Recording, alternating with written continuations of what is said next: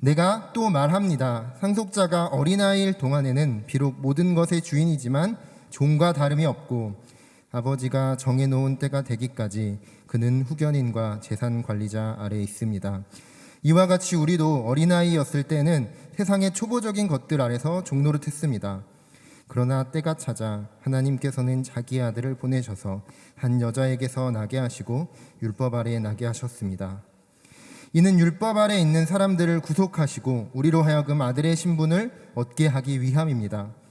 여러분이 아들들이므로 하나님께서 자기 아들의 영을 우리 마음속에 보내셔서 아바 아버지라고 부르게 하셨습니다. 그러므로 여러분은 더 이상 종이 아니고 아들입니다. 그리고 여러분이 아들이면 또한 하나님으로 말미암는 상속자입니다.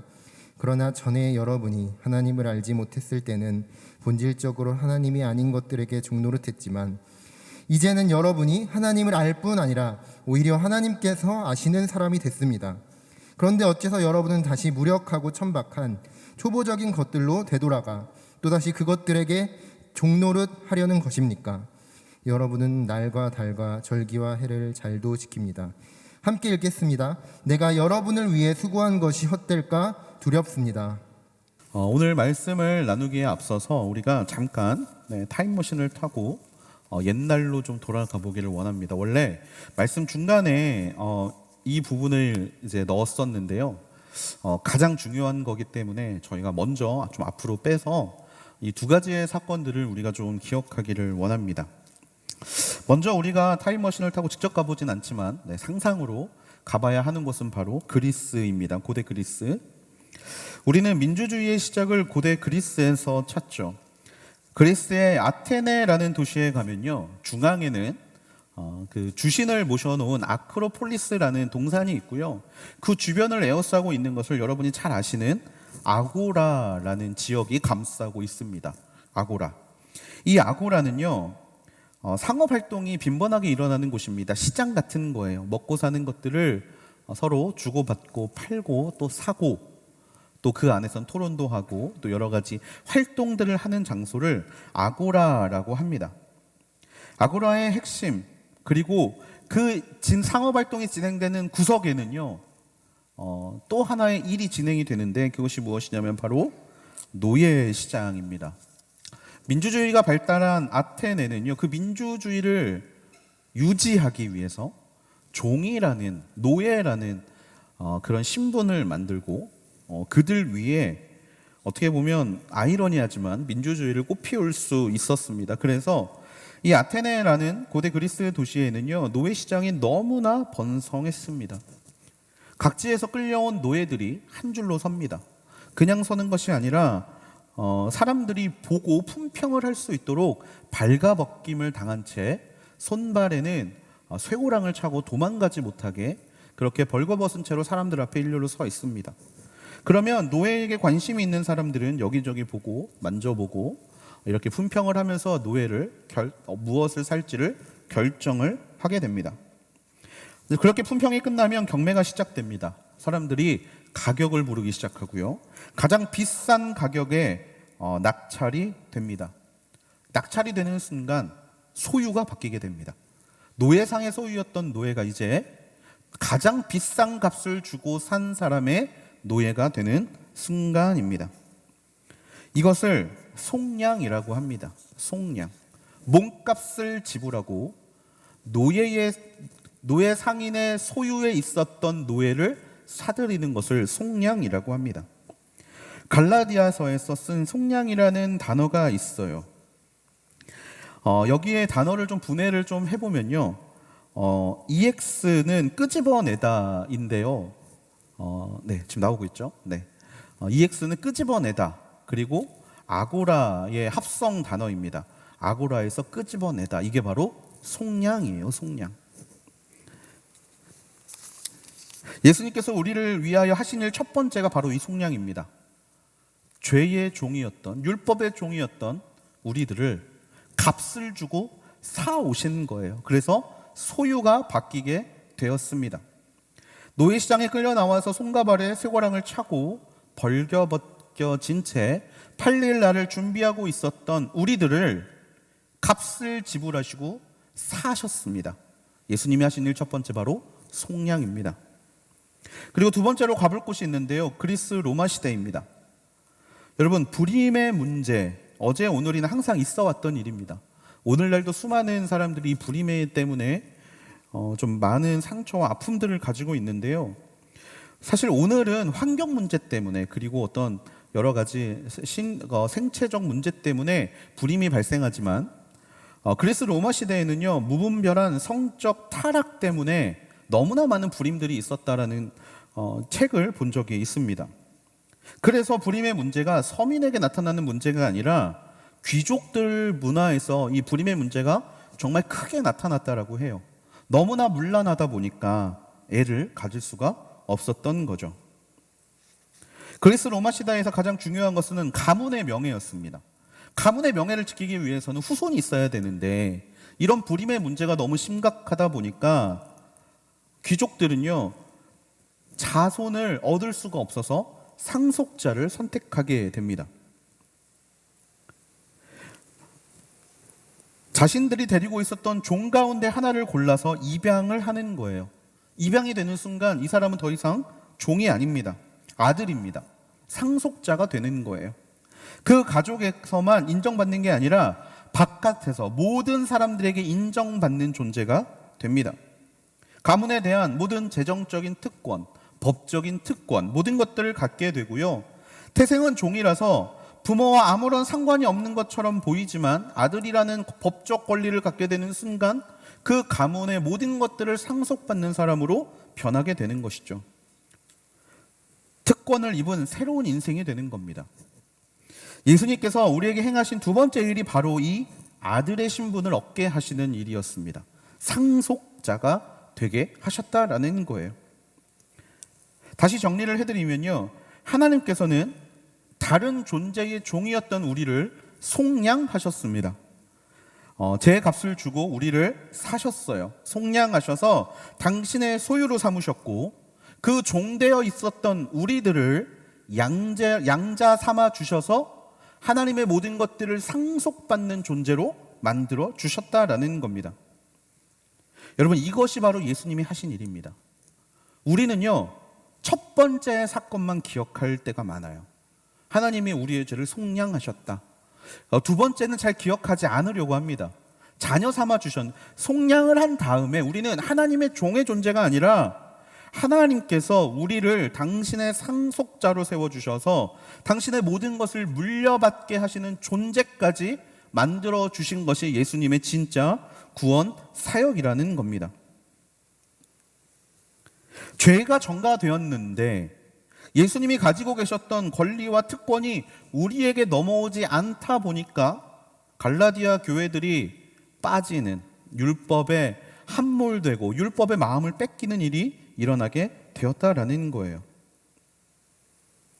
죄의 문제를 해결해 주시는 예수님께서 그분의 아들됨의 특권까지 우리에게 주셨다는 사실을 우리가 기억할 수 있게 되기를 소망합니다. 요한복음에서도 이 장면이 너무 잘 나타나요. 예수님이 십자가에 달려 죽으시기 전까지는 제자들에게 너희들, 아이들, 제자들이라고 이야기를 하시는데, 십자가에 달려 돌아가시고 부활하시자마자 그들을 부르는 호칭이 변합니다. 뭐라고 변하냐면 형제들이여 라고 변합니다. 형제들이여. 부활의 사건, 구원의 구속을 이루시고 신분까지 바꿔주신다는 것을 너무나 명확하게 보여주시는 거죠. 이 부분에 대해서 우리에게 조금 더 명확하게 이야기해주는 예화가 하나 있어서 가져왔습니다. 팀 켈러 목사님의 예화인데요. 이렇게 이야기를 하셨어요. 사형수가 있는데 그가 사면을 받아서 감방에서 풀려난다고 하면 이 얼마나 은혜로운 일이겠는가. 그런데 거기에서 끝난다면 자유의 몸은 될 수 있지만 이제부터 혼자만의 힘으로 세상을 헤쳐가야 한다라는 문제가 생긴다. 성공하기 위해서는 뼈를 깎는 치열한 노력이 필요하다. 하지만 예수님의 역사는 사형수를 석방하신 후에 명예의 훈장까지 걸어주시는 것이다. 아무것도 하지 않았지만 공을 세운 위대한 사람들처럼 영접받고 환대받는 사람이 되게 하신 것이다. 여러분, 우리가 속량과 자녀 삼아 주심을 기억하지 못할지도 모르겠습니다. 왠지 말씀은 한 주 지나면 기억이 안 나잖아요. 근데 이 예화만큼은 여러분 꼭 기억하셨으면 좋겠어요. 단순히 석방하신 것뿐만이 아니라 목에 명예 훈장까지 걸어주는, 그 이후의 삶까지도 책임져 주시는 분이 바로 예수님이다라는 것을 우리가 기억할 수 있었으면 좋겠습니다. 자, 이것을 기억하면서 우리가 오늘 본문인 갈라디아서로 넘어오기를 원하는데요. 오늘 본문 1절과 2절 말씀입니다. 같이 한번 읽어볼까요? 시작. 내가 또 말합니다. 상속자가 어린아이일 동안에는 비록 모든 것의 주인이지만 종과 다름이 없고, 아버지가 정해놓은 때가 되기까지 그는 후견인과 재산 관리자 아래 있습니다. 아멘. 본문에는 상속자가 등장합니다. 상속자, 재산을 물려받는 사람이라는 뜻이죠. 그리고 상속자라는 단어 안에는 약속이 들어 있습니다. 아버지가 아들에게 반드시 주겠다는 약속입니다. 이 약속이 없이는 상속자라는 표현을 쓰지 않습니다. 그런데 여기서 문제가 발생하죠. 상속자의 상태가 어떠냐면 어린아이입니다. 어린아이. 로마에서는요, 상속받는 자녀는 14살까지 후견인 아래에 있어야 하고요, 그 다음에 25살 때까지는 재산 관리자의 통제를 받습니다. 그 이후에야 자기 마음대로 무언가를 할 수 있는 독립적 권한을 받게 되는데요, 이 상속자는요, 1절 말씀에 보니까 뭐라고 나와 있냐면 모든 것의 주인이지만 종과 다를 바가 없다라고 이야기하고 있습니다. 왜 종과 다름이 없을까요? 자유가 없기 때문입니다. 내 마음대로 무언가를 하고 싶은데 할 수가 없어요. 보호자, 그리고 후견인, 재산 관리자가 시키는 대로 해야만, 그들의 말을 들어야만 자신의 권리를 나타낼 수 있는 존재이기 때문입니다. 3절 말씀, 이와 같이 우리도 어린아이였을 때는 세상의 초보적인 것들 아래서 종 노릇 했습니다. 우리가 어린아이였을 때 우리도 이와 같이 무언가의 지배를 받고 있고, 무언가의 참견을 받고 있고, 무언가의 영향을 받고 있었을 때가 있었다라는 거예요. 여기서 말하는 초보적인 것들은 무엇이냐면 헬라어로 스토이헤이아라는 것인데, 기억하실 필요가 없습니다. 기억하실 필요는 없지만 한 가지만 기억하시면 돼요. 뭐냐면 복음이 세상이 오기 전에, 복음을 알기 전에 세상의 가치관을 바로 이 스토이헤이아라는 것으로 나타내는 겁니다. 우리가 복음을 알기 전에 가지고 있었던 가치관, 여러분 뭐가 있을까요? 철학이 있고요, 미신이 있고요, 소위 세상이 말하는 잘잘법, 이런 거, 잘 사는 사람의 법, 이런 것들 있잖아요. 그런 것들이 우리를 지배하고 있었다라는 거예요. 상식, 모두가 이 초보적인 것으로 해석이 가능합니다. 이런 것들을 거울 삼아서 우리는 문제를 해석하고 자신들 스스로 정답을 찾아왔다라는 거예요. 대표적으로 이런 게 있습니다. 제가 어린 시절에 시골에 가서 문지방을 밟은 적이 있어요. 문지방, 여러분 아시죠? 뭔지? 네, 문지방. 문지방을 밟았는데 할아버지가 저를 향해서 소리를 치셨습니다. 그거를 밟으면 어떡해? 귀신 나온단 말이야 라고 할아버지가 저에게 소리를 지르셨어요. 제가 그때가 정확히 몇 살인지 기억 안 나는데 아마 초등학교 다니기 전이었던 것 같아요. 근데 저한테 귀신 나온다고, 밟지 말라고 너무나 막 말을 하시는 거예요. 그런데 그렇게 말씀을 하셨는데 얼마 안 있다가 집에 조금 안 좋은 일이 있었습니다. 근데 할아버지가 저를 보고 그러시는 거예요. 사실 눈에 넣어도 안 아플 손자인데 네가 저번에 문지방 밟아서 그렇다고 저한테 막 핍박을 하시는 거예요. 막 뭐라고 하시는 거예요. 여러분, 말도 안 되는 소리지만 어른들은 이런 것을 믿었습니다. 어른들은 이런 것을 믿었어요. 이것이 바로 초보적인 것들, 스토이헤이아입니다. 자, 그러면 유대인들의 이 스토이헤이아, 초보적인 것들은 무엇이 있을까요? 바로 율법이었다라는 겁니다. 율법으로 모든 것들을 판단했고, 율법의 틀을 통해서 세상을 바라보게 되었고, 율법을 잘 지키면 그래서 구원을 받는다라고 생각을 할 수밖에 없었다라는 거예요. 심지어 이 율법은 누가 준 겁니까? 하나님이 준 거잖아요. 그렇게 생각할 수밖에 없었던 거예요. 그러다 보니까 문제가 생깁니다. 욥기라는 문제가 생기는 거예요. 자신 스스로 율법에 비추어 정답을 찾아가는 일이 벌어지는 겁니다. 욥이 이렇게 외칩니다. 힘들어 죽겠어요. 친구들이 대답합니다. 응, 님이 이상해서 그럼. 님이 죄지어서 그럼. 님 빨리 지금 회개하고 돌아오면 괜찮아질 거임. 나를 보셈. 괜찮아 보이지 않음? 네, 안 웃으니까 네, 제가 굉장히 민망하네요. 네, 일부러 좀 채팅으로 준비했는데 네. 너가 열심히 안 해서 복을 못 받는 거고, 너가 죄를 지어서 힘든 거고, 너가 하나님 앞에서 올바로 서지 못했기 때문에 지금 그렇게 고통당하고 있는 거라는 이 욥을 향한 사람들의 말, 친구들의 말, 이것이 바로 율법으로 세상을 판단하는 것이라는 겁니다. 초보적인 것들 안에 있기 때문에 그렇게밖에 생각을 할 수 없다라는 거예요. 10절 말씀해 보니까 여러분은 날과 달과 절기와 해를 잘도 지킵니다 라고 되어 있습니다. 여기서 날은 안식일이고요, 달은 매월 초하루 진행되는 월삭, 그리고 아비벌, 12월 등과 같은 반복된 절기가 들어있는 달을 뜻합니다. 그리고 절기는요, 오순절, 장막절, 나팔절, 초막절 등을 가리키고요, 해라는 것은 7년마다 돌아오는 안식년, 그리고 50년마다 돌아오는 희년 같은 것들을 의미합니다. 날이 오니까 지켜야 돼. 월삭이니까 지켜야 돼. 나팔절이니까 올라가야 돼. 초막절이니까 하나님 앞에 거룩한 송해로 모여야 돼. 이렇게 율법에 나와 있으니까 그냥 지키는 겁니다. 안 지키면 큰일 날 것 같으니까요. 안 지키면 큰일 날 것 같으니까.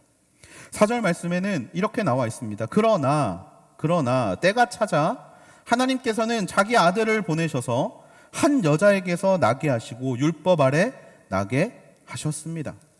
이렇게 초보적인 것들 안에서 종노릇을 하고 있었던 상속자들에게 하나님께서 드디어 때가 찼습니다.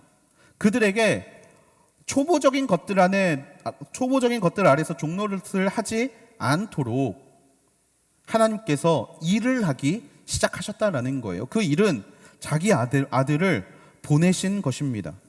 한 여자에게 나게 하셔서 율법 아래에 머물게 하신 것이죠.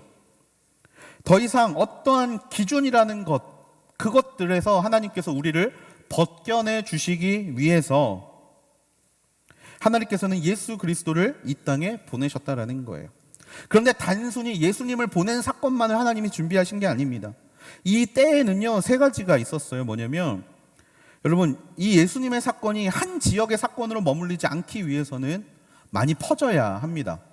그래서 이 퍼지기를 위해서 하나님이 준비하신 첫 번째는 뭐냐면 도로였어요. 도로. 팍스 로마나라는 로마로 모든 길을 통하게 만드셔서 그 도보를 타고 뭐가 퍼지게 만드셨냐면 복음이 퍼지게 만드셨다라는 겁니다. 이게 하나님이 준비해 놓으신 첫 번째 때고요. 두 번째 때가 무엇이었냐면 바로 언어입니다. 히브리어로만 되어 있었던 성경, 말씀 등을 이제 무엇로 바꾸시냐면 헬라어로 바꾸셨어요. 헬라어라는 공용어가 생기다 보니까 언어가 통일이 되고, 언어가 통일이 되니까 이로 인해 복음이 널리 전파될 수 있는 때가 찾아오게 된 것입니다. 그리고 세 번째로요, 여러분 그리스 로마 하면 뭐가 생각나시나요? 신화가 생각나시죠? 판테온, 만신전, 10,000명의 신이 모여있는 전, 그래서 판테온이라고 하는데, 이 판테온 등이라는 이 수많은 우상들이 등장하다 보니까 무슨 일이 벌어지냐, 진리에 목마른 상황들이 벌어지게 됐다는 거예요. 세상에 신천지가 판을 치고 구원파가 판을 치고 뭐가 맞는지 모르는 순간 가운데 과연 진리가 무엇인가 하는 생각이 우리 안에 가득한 것처럼, 제우스가 어떻고 아테네가 어떻고 이러한 신들이 어떻다라는 이야기를 들으면서 과연 이게 맞는 건가, 이 영적인 갈급함이 준비되고 있었던 때가 드디어 찾아오게 된 것입니다. 이때를 준비하신 하나님께서 이제 때가 참에 아들을 보내주셔서 하나님의 구원의 역사를 이루어 주신 것이죠. 일부러 예수님을 율법의 영향력 아래에 있게 하셨습니다. 율법의 지배를 끊기 위해서는요, 죽어야 되는데 그 율법의 지배를 끊게 하기 위해서 율법 아래 예수님을 보내셨고, 우리의 모든 죄를 예수님께 전가함을 통하여서 예수님께서 십자가에 달려 죽으신 것이죠. 그러면 이제 더 이상 우리와 율법은 상관이 없는 존재가 되어버린 것입니다. 그 내용이 5절 말씀에 나옵니다. 이는 율법 아래 있는 사람들을 구속하시고 우리로 하여금 아들의 신분을 얻게 하기 위함입니다. 아들의 신분까지 얻게 하시기 위해서 그분의 때가 우리 앞에 펼쳐진 거예요. 앞에서 말씀드린 두 가지 다시 한번 기억하시면 좋겠어요. 속량 그리고 아들의 신분. 동시에 예수님께서 우리에게 얻게 하시기 위해서 친히 이 땅에 오셨다라는 사실입니다. 이 두 가지는 절대 떨어지면 안 돼요. 속량과 자녀됨을 연결짓지 못하면요, 우리는 죄를 짓거나 실패하거나 넘어질 때 하나님 앞에서 아무것도 드리지 못했다라는 절망에 빠질 수밖에 없습니다. 하지만 우리가 자녀가 되었다라는 것은요, 해야만 인정받는 게 아니라 존재 자체로 인정받는 하나님의 자녀가 된 것이라는 사실이에요. 그런데 그 선물을 우리가 받았다 한들 하루아침에 그분의 자녀됨을 느낄 수 있을까요? 어제까진 죄의 종이었는데 오늘 내가 하나님 앞에 나 하나님 믿습니다, 감사합니다, 구원해 주셔서 너무 좋습니다 라고 이야기를 하며 하루아침에 당신이 나의 아버지입니다 라고 친밀함을 느낄 수 있을까요? 절대로 느낄 수 없을 겁니다.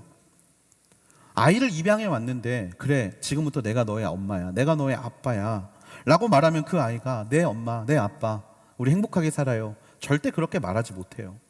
친밀감이 없기 때문입니다. 그래서 우리 하나님은 디테일하시게 그 감정을 만지시기 위해서 특별한 것을 우리에게 또 선물로 주십니다. 6절 말씀입니다. 여러분이 아들들이므로 하나님께서 자기 아들의 영을 우리 마음속에 보내셔서 아바, 아버지라고 부르게 하셨습니다. 자기 아들의 영, 다른 말로 성령입니다. 성령.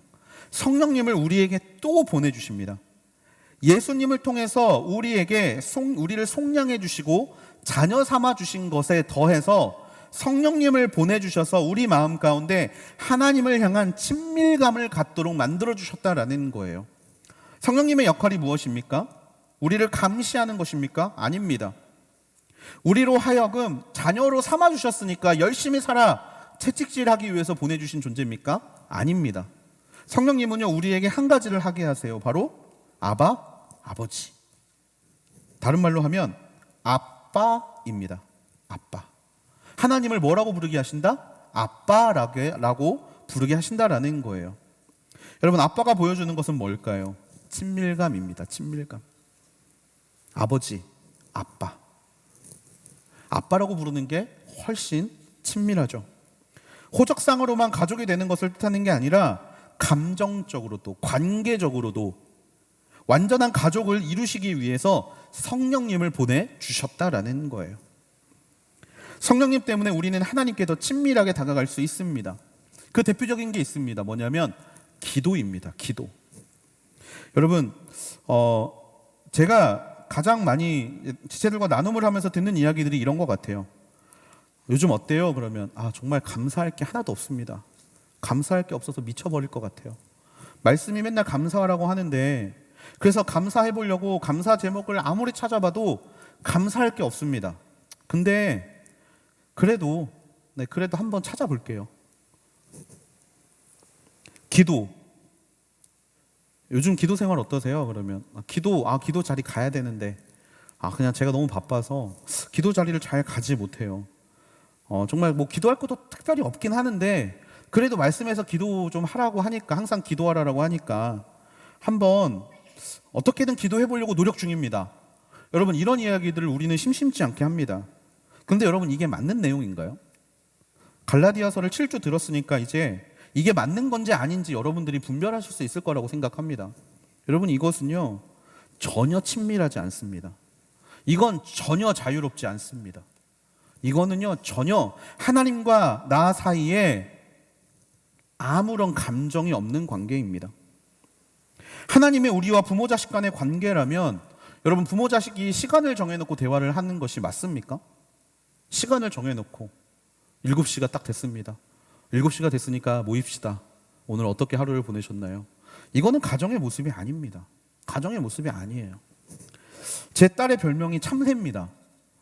가족을 동물로 표현하랬더니 아빠는 곰이라고 표현해놓고 자기는 참새라고 표현을 했어요. 그래서 너는 왜 참새야? 그랬더니 쉬지 않고 떠드니까 참새라고 자기를 표현을 하더라고요. 실제로 말이 굉장히 많습니다. 가만히 앉아있으면 옆에 와서 아빠 오늘 내가 뭐 했고, 친구랑 뭘 했고, 학교에서 뭐를 배웠고, 그래서 내가 오늘 뭐를 느꼈고, 그 다음에 제가 지난주 새벽기도 때 저희 딸이 쓴 시를 하나 읊어 들었는데, 막 시를 쓰면 그거를 가지고 와서 저한테 막 자랑을 해요. 아빠 나 잘 썼지 막 이러면서. 끊임없습니다. 그러면 아들은 그걸 보고 어떻게 합니까? 누나가 말하니까 지도 말해야 돼요. 그러다 막 둘이 싸웁니다. 내가 아빠랑 말하겠다고. 여러분, 이게 가족의 모습 아닐까요? 가족의 모습 아닐까요? 우리가 하나님 앞에 기도도 이와 같아야 한다라는 겁니다. 진짜 자유한 기도는요, 그냥 하나님 앞에 하는 기도예요. 하나님 앞에 하는 기도, 하나님 앞에 솔직하게 올려드리는 기도. 마음이 너무 아파요. 너무 힘들어요. 근데 하나님 앞에 우리는 이렇게 기도합니다. 하나님 감사합니다. 아니, 마음은 힘들어 죽겠는데 뭐가 그렇게 감사할까요? 내 마음은 힘들어 죽겠는데 뭐가 그렇게 감사하시죠? 그렇게 말하지 않으면 왠지 내가 말씀대로 살지 않는 존재처럼 느끼기 때문에 우리는 자꾸 하나님 앞에 가면을 쓴다라는 거예요. 그런데 하나님은 우리의 모든 것을 모르시는 분입니까? 아니요. 알고 계시는 분이잖아요. 보이면 말하면 되는 겁니다. 문제가 펼쳐져 있으면 하나님 앞에 말하면 되는 거예요. 그리고 그게 바로 기도입니다. 바울의 말을 우리는 오해를 합니다. 항상 기도하라, 항상 기뻐하라, 쉬지 말고 기도해라, 범사에 감사하라. 숨만 쉬고 그것만 해야 된다라는 것을 말하는 게 아닙니다. 우리는 항상 기뻐할 수 있다라는 겁니다. 우리는 항상 기도할 수 있다라는 겁니다. 우리는 항상 하나님 앞에 기뻐할 수 있다라는 거, 감사할 수 있다라는 거예요. 왜? 우리가 하나님의 자녀이기 때문입니다. 아빠 고마워요. 아빠 감사해요. 아무 때나 말할 수 있다라는 겁니다. 어버이날에만 하는 게 아니라 평소에도 키워줘서 고마워요. 도와줘서 고마워요. 나 붙잡아줘서 고마워요. 라는 말들을 할 수 있는 존재가, 그리고 할 수 있는 관계가 바로 아버지와 우리의 관계라는 거예요. 성령님이 오신 이유가 바로 이것 때문이라는 겁니다. 율법적인 삶을 사는 사람들은 율법을 지켜놓고 하나님 나 잘했죠, 하나님 나 잘했죠 라고 말하지만, 성령님의 도우심으로 하나님과의 관계가 친밀해진 사람들은요, 그냥 있는 것 그대로 언제든지 수시로 하나님 앞에 나아올 수 있는 관계가 된다라는 거예요. 기계적이거나 형식적인 게 아니라 따뜻하고 열정적이고 자유로 충만해지는 상태로 들어가는 것을 의미합니다. 그리고 여러분, 또한 자녀가 도움이 필요할 때 어떻게 이야기합니까? 부모님한테 기획서 써서 냅니까? 어머니 제가 이것을 해야 하는데 이만큼의 예산이 필요하고 이것에 대한 목적은 이러이러한 결과가 도출이 될 것 같습니다. 도와주세요 라고 말합니까? 아닙니다. 좀 도와주세요. 나 좀 살려주세요. 나 좀 잡아주세요. 여러분, 이게 진짜 가족 아닙니까? 하나님의 아들 되었다라면 하나님과 이런 관계가 되어야 한다라는 거예요. 그리고 이것 때문에 하나님이 성령님을 이 땅에 보내주셨다라는 겁니다. 혹시 지금 내가 이런 관계를 누리지 못하고 있다라면 여러분 마음 가운데 성령님을 초청할 수 있게 되기를 소망합니다. 그 성령님이 여러분을 도와주십니다. 이 하나님과의 친밀한 관계로 우리들을 이끌어 가셨다라는 거예요. 하나님이 원하시는 것은 아들을 통해 하나님이 우리를 얼마나 사랑하시는지를 깨닫고 자녀 삼아주심에 감사하고, 그 자녀됨인데 그냥 자녀가 아니라 입양한 자녀가 아니라 하나님과 정말 친자식, 그 친밀한 관계가 있기를 원하시는 것이 바로 하나님이 우리를 위한 얼마나 큰 계획을 가시고 얼마나 큰 사랑을 보여주시는지에 담겨진 내용이라는 것입니다. 7절 말씀입니다. 그러므로 여러분은 더 이상 종이 아니고 아들입니다. 그리고 여러분이 아들이면 또한 하나님으로 말미암는 상속자입니다. 이것이 바로 하나님 안에서 우리가 진짜 누려야 할 자유라는 것입니다. 저와 여러분은 하나님의 아들입니다. 여러분, 이 아들이라는 표현이 조금 거슬릴 수 있는 분이 있을 것도 같습니다. 아니, 나는 딸인데 왜 아들이라 그래? 근데 여러분, 이것은요, 오히려 이 해석이 조금 더 좋은 해석이에요. 왜냐하면 이 당시에는 상속받는 게 아들뿐이었거든요. 딸들은 상속받지 못했거든요. 그런데 그런 딸들도 하나님께서는 아들 삼아 주신다라는 거예요. 모든 자에게 공평하게 하나님의 사랑을 보여주시는 존재라는 것입니다. 하나님 안에서 우리가 진짜 누려야 될 자유가 바로 여기에 있는 자유라는 겁니다. 신분에서의 자유. 어떤 성별에서 찾아오는 부담이 아니라 오히려 그것을 뛰어넘는 하나님의 자유. 그 자유는 우리에게 아들의 권리를 누릴 수 있게 해주는 자유가 됩니다. 그리고 이 자유야말로 우리가 하나님을 매일 수시로 찾을 수밖에 없는 이유가 되는 것이죠. 아들이 되었기에 우리는 상속을 받을 수 있습니다. 상속은 약속되어 있는 미래를 뜻하고 하나님께서 우리에게 주시는 상속은 하나님과의 영원한 삶, 하나님과 영원히 함께하는 삶이 되는 줄로 믿습니다. 이 약속은 조건부 약속이 아닙니다. 조건부 약속이 아니에요. 너희들이 잘 이것을 지키면 내가 너를 나의 자녀 삼아주겠다? 아닙니다. 하나님께서 이미 약속의 모든 것들을 이루어 놓으셨고 우리는 그 약속을 기억하면서 자녀로 살면 되는 거예요. 8절 말씀입니다. 그러나 전에 여러분이 하나님을 알지 못했을 때는 본질적으로 하나님이 아닌 것들에게 종 노릇했지만 거짓 교사들은 갈라디아 사람들에게서 이 자유를 뺏어가고 싶었습니다. 자유를 뺏어가고 싶었어요. 하나님과의 관계를 다시 예전으로 돌려놓으려고 했습니다. 하나만, 아들됨, 자녀됨은 쏙 빼놓고 그냥 예수 그리스도가 너희를 속량해 주셨어. 그러면 값을 해야지. 율법을 완전히 지켜. 그게 값을 하는 거야 라고 이야기를 했습니다.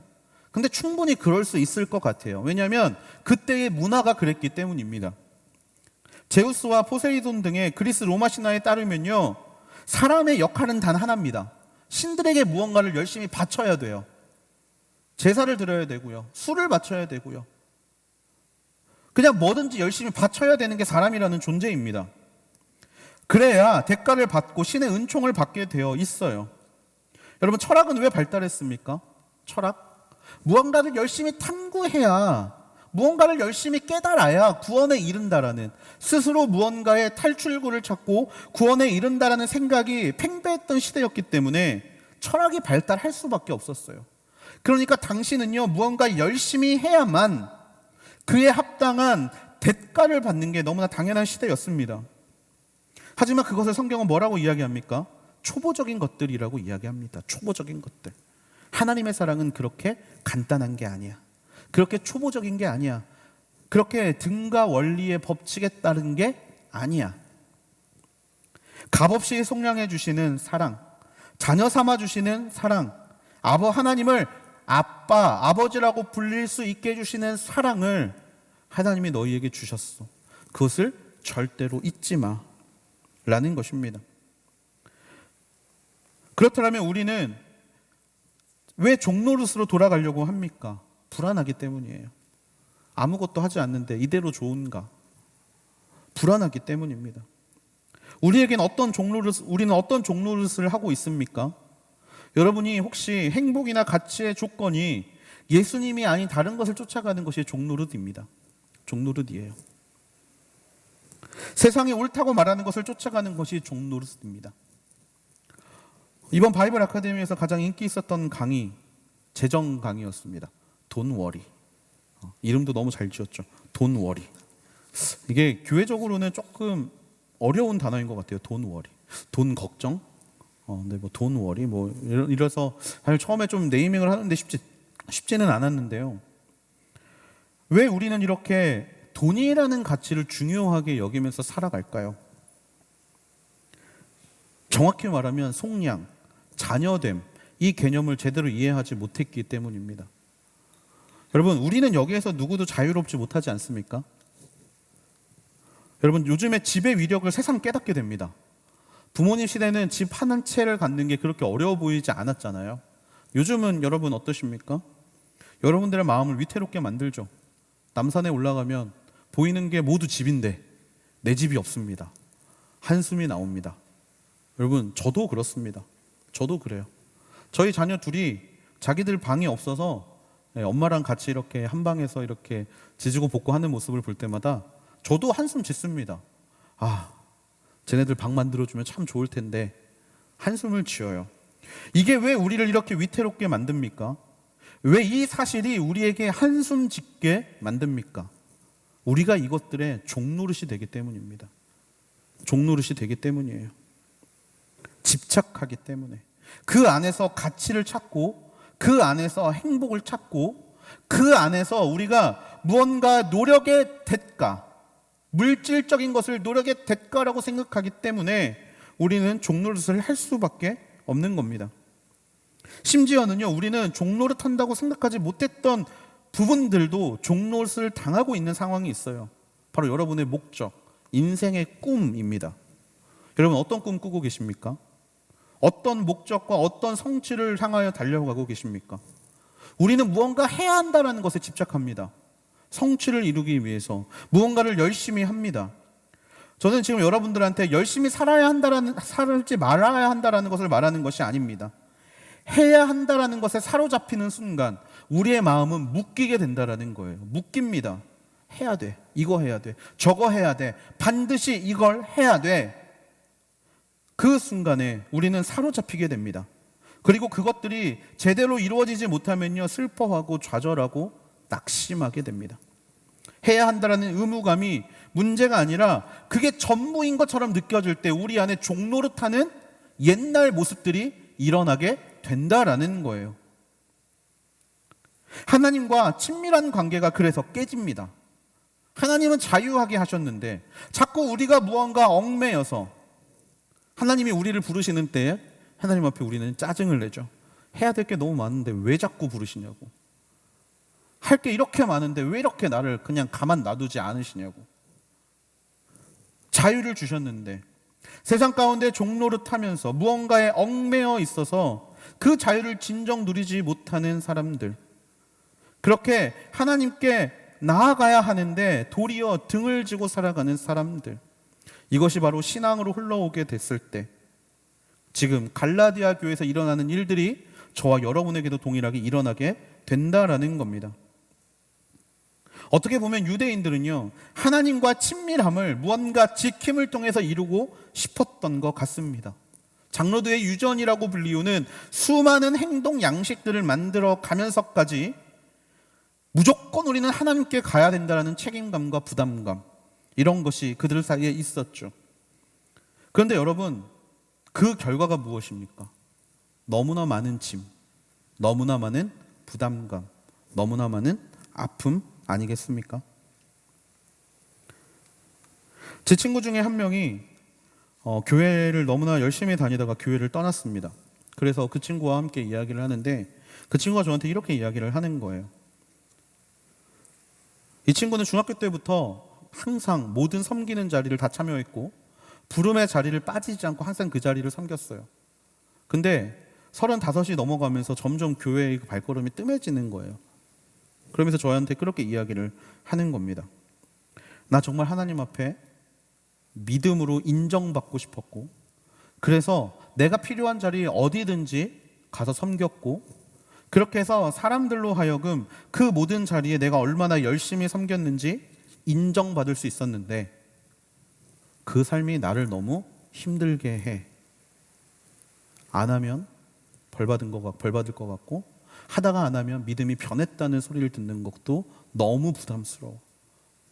그렇게 부담이 되는 자리 가운데 내가 가서 얻는 건 삶에 더해지는 짐이지 자유가 아니었어라는 이야기를 들은 적이 있습니다. 여러분, 혹시 그런 상황을 살고 계시다라면, 혹시 무언가 교회에서의 모든 신앙생활의 모든 부분들이 짐으로 다가오고 계시다라면 오늘 이 9절 말씀을 다시 한번 기억할 수 있게 되기를 소망합니다. 9절 말씀입니다. 같이 한번 읽어볼까요? 시작. 이제는 여러분이 하나님을 알 뿐 아니라 오히려 하나님께서 아시는 사람이 됐습니다. 그런데 어째서 여러분은 다시 무력하고 천박한 초보적인 것들로 되돌아가 또다시 그것들에 종노릇 하려는 것입니까? 오늘 바울 사도의 이 말이 그렇게 신앙생활 안에서 짐을 쌓아가고 있는 저와 여러분에게 큰 울림이 될 수 있게 되기를 소망합니다. 우리는 어떤 존재입니까? 하나님께서 아시는 존재입니다. 하나님께서 아시는 존재예요. 우리가 하나님을 알 뿐 아니라 오히려 하나님께서 아시는 존재가 됐습니다. 누군가를 안다는 것은 인격적인 관계 안에 들어간다는 뜻이고, 관계 안에 들어간다라는 것은 하나님이 우리의 연약한 것을 다 아신다라는 뜻이에요. 무언가 거창하고 훌륭한 우리를 아신다는 게 아니라 연약한 우리를 아신다라는 겁니다. 약한 우리를 아신다라는 거예요. 그래서 하나님은요, 우리의 연약함을 아시기 때문에 우리에게 무언가를 요구하지 않으시는 겁니다. 너의 훌륭함을 나에게 보여줘. 너의 대단함을 나에게 보여줘. 네가 얼마나 잘할 수 있는지를 나에게 보여줘라고 말씀하지 않으세요. 너의 약함을 내가 알아. 너의 부족함을 내가 알아. 네가 얼마나 고통받고 있고 얼마나 스트레스를 받고 있는지를 내가 알아. 우리의 그런 모습을 하나님께서는 아시고 먼저 예수 그리스도를 보내셔서 우리를 그럼에도 불구하고 사랑한다라는 메시지를 주고 계시다라는 겁니다. 그래서 우리는 하나님 앞에서 사랑스러워지거나 아름다워지려고 꾸미려고 할 필요가 전혀 없다라는 거예요. 그럴 필요가 전혀 없습니다. 그분은 이미 우리를 잘 아시기 때문입니다. 이것을 우리가 명확하게 알게 될 때 우리의 마음에 찾아오는 것이 무엇입니까? 자유함이라는 거예요. 자유함. 주변인이 나를 어떻게 평가하는지 관심 없습니다. 다른 사람들이 나한테 뭐라고 한들 그것이 더 이상 나에게 걸림돌이 되지 않습니다. 심지어는요, 나 자신이 나를 어떻게 판단하고 평가하는지 신경 쓰지 않게 됩니다. 내가 나를 신경 쓰지 않게 되는 것, 여러분 얼마나 놀라운 일입니까? 우리 안에 진짜 확신이 되어야 되는 것은 단 하나입니다. 우리를 향한 그분의 사랑은 한결같다라는 것입니다. 우리를 향한 그분의 사랑은 한결같다. 내가 비록 지금 잠깐 모든 게 너무나 힘들고 하나님을 잠깐 떠난 것 같은 상황이랄지라도 그분은 우리를 향한 한결같은 사랑을 가지고 계십니다. 우리가 지금 무언가 하나님 보시기에 선하지 않은 것을 행하는 것처럼 보이지만 여전히 그분은 우리를 바라보고 계시고 여전히 그분은 우리를 사랑하고 계시다라는 사실, 이 변하지 않는 사실을 우리 안에 진짜 확신으로 갖게 되기를 소망합니다. 여러분, 우리는 삶의 여러 자리에서 선택의 문제 앞에 섭니다. 이 선택의 문제는요, 우리에게 이런 부담감을 줘요. 어떤 것을 선택하는 것이 하나님이 기뻐하실 것인가? 근데 여러분, 이것은 생각을 바꾸셔야 합니다. 무엇을 선택하든 하나님은 우리와 함께 하실 것입니다. 무엇을 선택하건 하나님은 저와 여러분을 사랑하실 거예요. 아니, 사랑하십니다. 이것이 변하지 않는 겁니다. 하나님이 더 기뻐할 거, 하나님이 더 나를 예쁘게 보실 거, 내가 더 발버둥 치며 살아가고 있다는 것을 하나님 앞에 보여줄 것을 찾는 것이 아니라 하나님이 나에게 주신 모든 상황 가운데 언제나 하나님께서 나와 함께 하시고 나를 바라봐주고 계시다라는 마음을 가지고 나아갈 때 그 일에 대한 부담감이 없게 되고 그 일에 대한 어떤 하나님의 채찍질, 어떤 하나님의 압박감, 이런 모든 것이 사라지게 된다라는 거예요. 그 한결같으심을 언제나 기억할 수 있게 되는 저와 여러분이 되기를 주님의 이름으로 축복합니다. 그 한결같음이 있어야 우리는 진짜 하나님을 아빠, 아버지라고 부를 수 있게 되는 줄로 믿습니다. 여러분, 누가복음 15장에 탕자의 비유가 나옵니다. 누가복음 15장에 탕자의 비유가 나오는데요, 이 탕자가 집을 떠나서 방황을 합니다. 그런데 이제 더 이상 먹을 게 없고 너무 힘드니까 집에 돌아오고 싶었어요. 돌아올 때 그 아들의 마음이 어떻습니까? 그 아들의 고백이 이런 고백을 합니다. 저는 아들이라고 불릴 자격도 없습니다. 그냥 하나의 일꾼으로 삼아 주십시오. 우리는 이게 아들의 겸손함이라고 이야기할지 모르겠습니다. 하지만 이건 겸손함이 아닙니다. 이건 아버지를 잘 모르는 거예요. 이건 아버지의 진짜 뜻을 모르는 표현입니다. 여러분, 속량, 자녀 삼아 주심을 전혀 이해하지 못한 고백이에요. 아버지는 처음부터 끝까지 변하지 않았습니다. 한결같이 아들을 기다리고 계셨어요. 아버지는 아들이 언제 올지 문만 바라보고 계셨고, 아버지는 아들이 보이자마자 맨발로 뛰어나가서 아들을 안아주셨습니다. 아버지가 원하는 건 딴 게 아니었어요. 나의 한결같은 마음, 그 안에서 아들이 자유롭기를 바랬습니다. 아들은 어떤 아들이었습니까? 살아있는 아버지한테 유산을 달라는 페류나였습니다. 아버지 죽어버렸으면 좋겠어.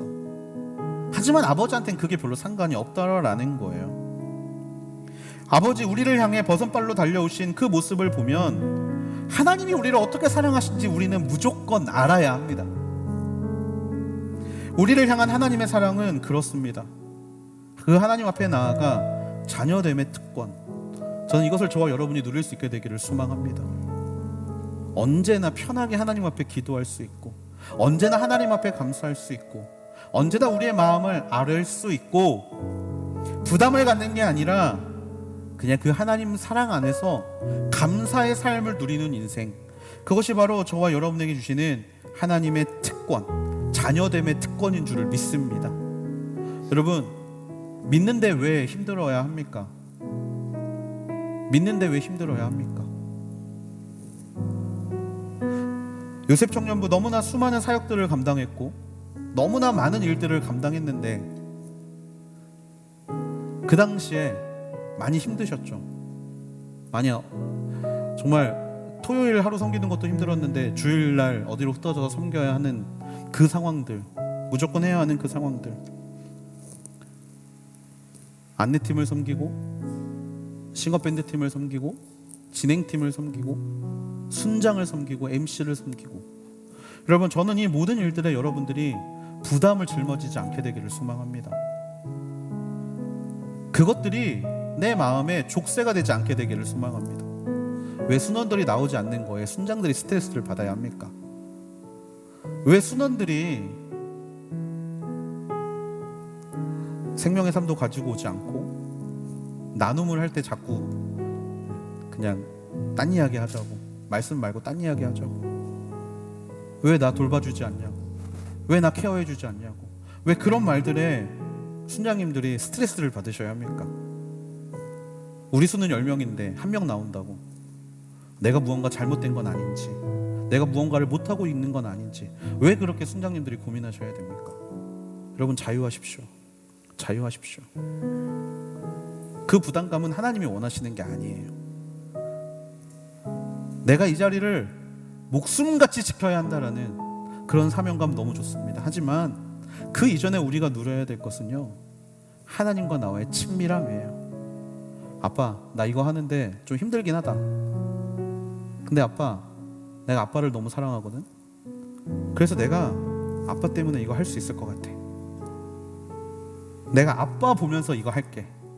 그러니까 아빠가 날 좀 도와줬으면 좋겠어. 여러분, 이런 마음이 진짜 우리가 올려드려야 될 기도가 아닌가 싶습니다. 하나님 안에서의 진짜 자유, 하나님 안에서의 진짜 자녀됨, 그 감사함에서 시작되는 하나님의 놀라운 역사를 하나님께서 저와 여러분, 특별히 우리 요셉 청년부 가운데 가득 불어 넣어 주실 줄로 믿습니다.